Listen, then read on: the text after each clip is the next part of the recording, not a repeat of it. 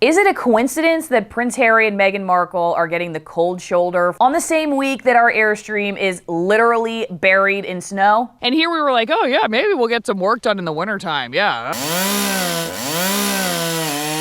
Hey everybody, Allison here, and I have been stuck inside all day because of the snowpocalypse. Oh my God.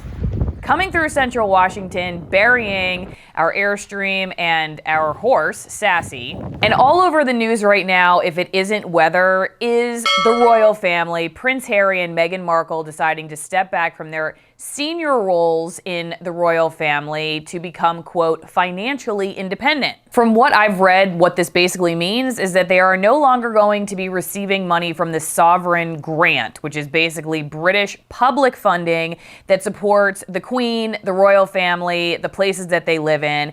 And because they're not going to take money from that anymore, they can do something really modern.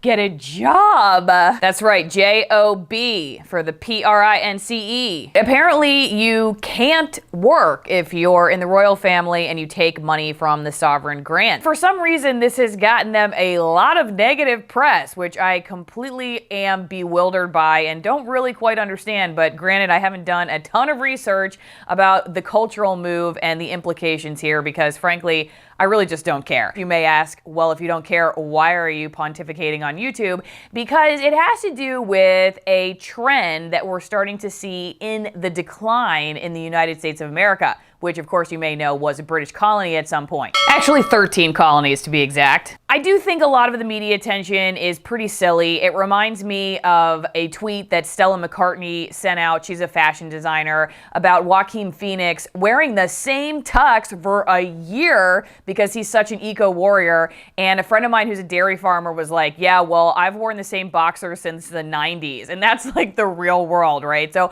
it's like, wow, we're all like totally fascinated by a couple of rich royalty deciding that they're going to get a job. But the truth is, obviously, a lot of us have a job and we are working, or if not already, financially independent because we didn't grow up around Buckingham Palace. However, it turns out that the goal of becoming financially independent is further and further from reach for American young adults, which is why I decided to do this video, because we are in the process of trying to figure out how to have our financial freedom. So to begin, I am citing a Pew Research Study from October 2019 that found that the majority of Americans, 64%, say that young adults should be financially independent from their parents by 22 years old. However, only 24% are, and that is a drop from 1980 when it was at 32%. We're talking age 18 to 29, and 45% of those asked said they've taken a significant amount of financial help from their parents in the last year. And then when they asked the parents responded that 59% of them have given significant financial help to their kids in the last 12 months. Another trend that's on the incline, which is just an inverse reflection of this trend that's on the decline of being financially independent, is how long you live with your parents. So back in 1980, only 14% of men and 8% of women lived with their parents between the ages of 18 and 29. Fast forward to 2018, 27% of men and 17% of women are still living with their parents. People are also waiting a lot longer to get married. There's some theory that student debt and people staying in school longer has caused this trend because people just can't afford to live anymore. However, if you look at a lot of the financial research that's out there, you'll find that the amount of money you make does not necessarily correlate with being debt-free or even really being content. In fact, a lot of people, no matter what their financial categories say, they just want to make a little bit more and then finally they're going to be okay. My husband and I realized a long time ago that we were never going to be the people who are raking in $1 million. But hey, side note, Harry and Meghan, if you want to transfer the sovereign grant over our way, we have no complaints about helping out the royal family. So our financial plan is never going to be making millions of dollars financially. We're not stockbrokers, we're not financial planners, we're not plastic surgeons. It's just not who we are. My husband trains law enforcement. I'm a former journalist. I shoot videos for a living. And so the only way we're going to make it is by reducing our cost of living and living simply, which unfortunately a lot of times people make a little bit more money as they go along in their job category, but then they think, oh, I'll just spend a few extra $100 on rent, or I can buy this really fancy car. And that's where the problems come in. It was really tempting in my career to keep kind of notching up and up on expenses as I started to make more and more money, because who doesn't want to get out of a 250 square foot apartment when they can live in a 3-bedroom house? But the reality is that's exactly how you stay in this debt cycle. So that's why we got this Airstream, because essentially that's the plan, is that we're going to minimize our cost and our stuff down to this tin can, which is, like I said, currently freezing to death in the Arctic tundra, to really get a grip on what it means to live simply and to not have a whole lot of financial ropes tying us to a certain place or a certain job or even just a certain lifestyle, so that as we change and grow as people, we're expecting our first baby in May, we have freedom. And that is essentially what comes out of financial independence. It really is freedom. An article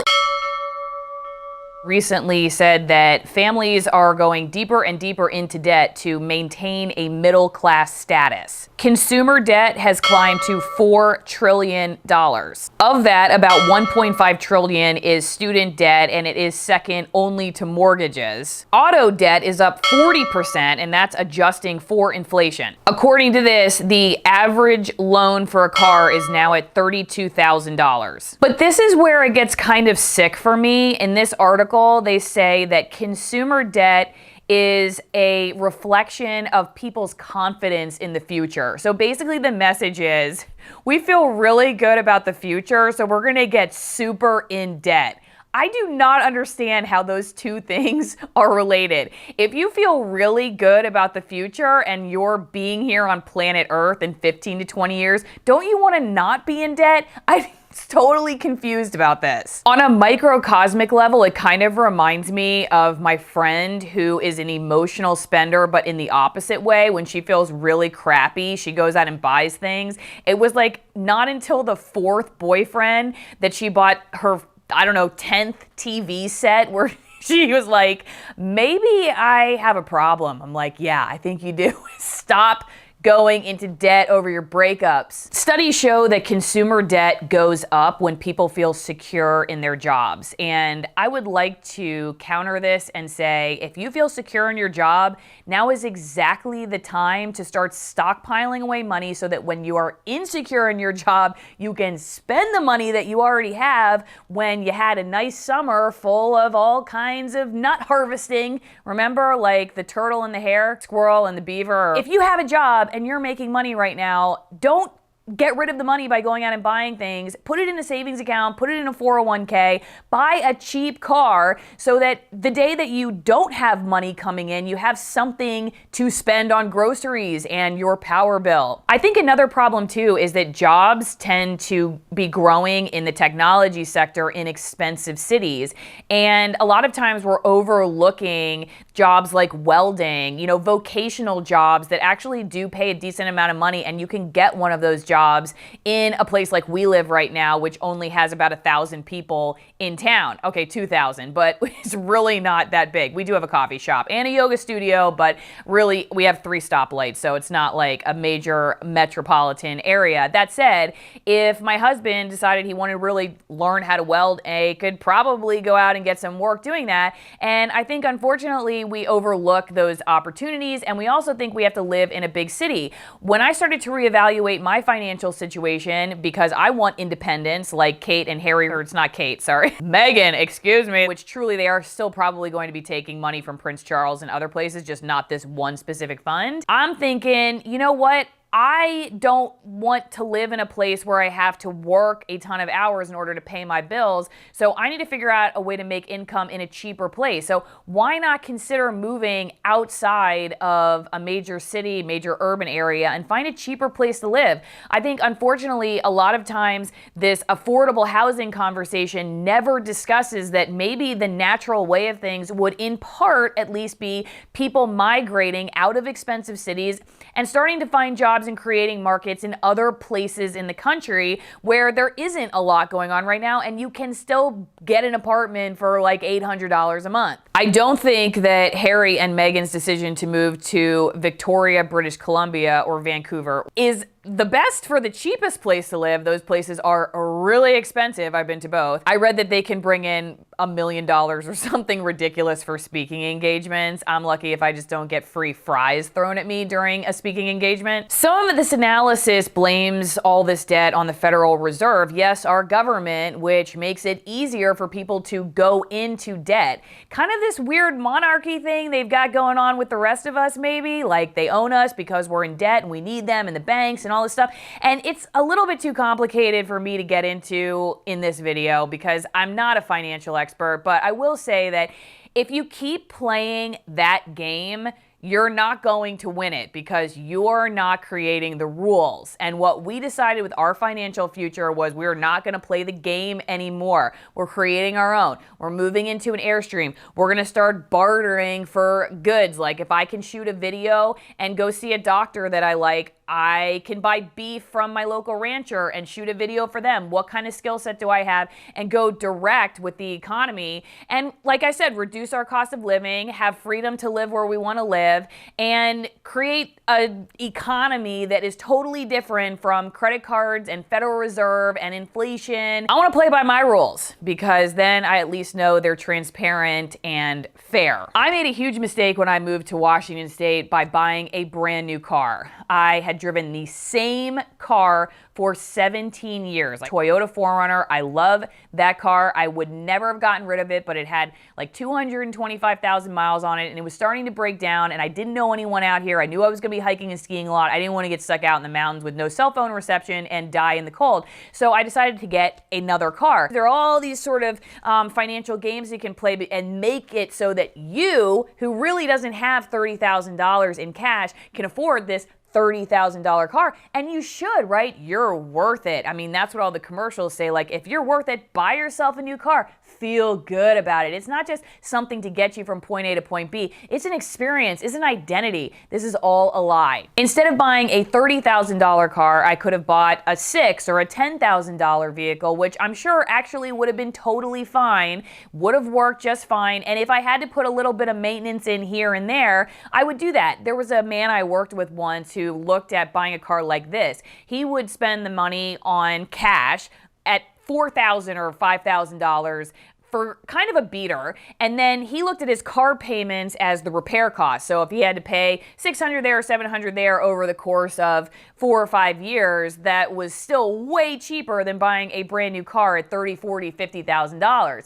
I made the mistake of listening to someone tell me that if I just did this, then I could afford that, and here I am, let's see, 6 years later with a 2014 vehicle that I like, but if I'd even bought its same model and make just a few years older, I would have probably saved 10 grand on that. 10 grand. Now you start investing 10 grand over 10, 20, 30 years, you're looking at some decent income. So all those little choices, even though 10 grand's not a little choice, they make a big difference if you project it out over the course of your life once you get to the point of retirement. And every time we spend 500, 1,000 or 5,000, 10,000 and we're not investing it, not putting it in a 401k, not saving it, we're making a mistake, especially if it's something that depreciates in value. With our Airstream, we refuse to go into debt. We bought it with cash. That was our limit. And I'll tell you, it is tempting. We saw some that were $30,000, $40,000, and granted, we wouldn't have had to hardly done any work on it, but we didn't want to go into debt. And that's what you got to keep telling yourself. Like one time, they actually gave me free skis with my new car, and I went to get the bindings for the skis, and the ski place tried to talk me into upgrading to better skis because I would out-ski the free ones. I kept looking at them like, but they're free, right? These are the free ones. They're like, yeah, but you're gonna out-ski them. You should really upgrade.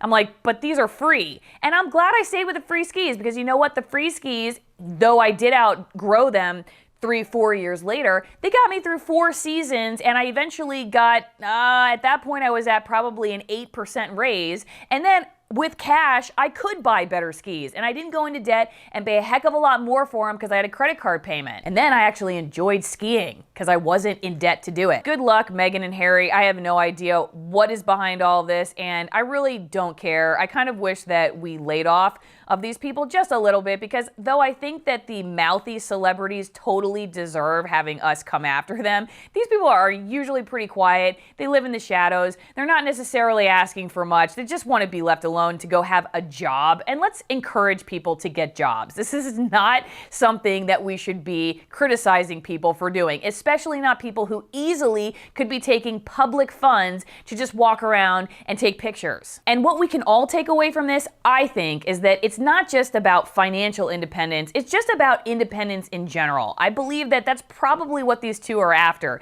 They want freedom to go live their lives, and they recognize that when you're financially tied to something, you have to act a certain way. Even if you don't have to act a certain way by wearing really tight dresses 2 hours after you've given birth and come out wearing high heels to take photos like the royal princesses and duchesses or whatever they are have to. You have to act a certain way when you're financially strapped to a bank or a credit card statement, because you can't do the things you love because you're constantly swimming in debt. Stop blaming your parents, stop blaming celebrities, stop blaming Twitter, stop blaming your dog, stop blaming all that stuff. If we look at that data that shows that auto loans, for instance, are up 40% and the average person is wanting to spend $32,000 on a car, I think it's pretty clear that there is some fat to cut. We got to stop blaming everybody else and start taking a real inventory of our lives. And it doesn't necessarily mean you have to move into an Airstream like we are, but it does mean that you got to start taking stock of your choices, because let me tell you this, there probably is a dysfunctional reason why a lot of us make these spending decisions that we make. And when we address the spending, it's likely that we're going to address whatever the emotional insecurities are that are underneath them. So becoming financially independent isn't just good for our wallet, it's good for our soul.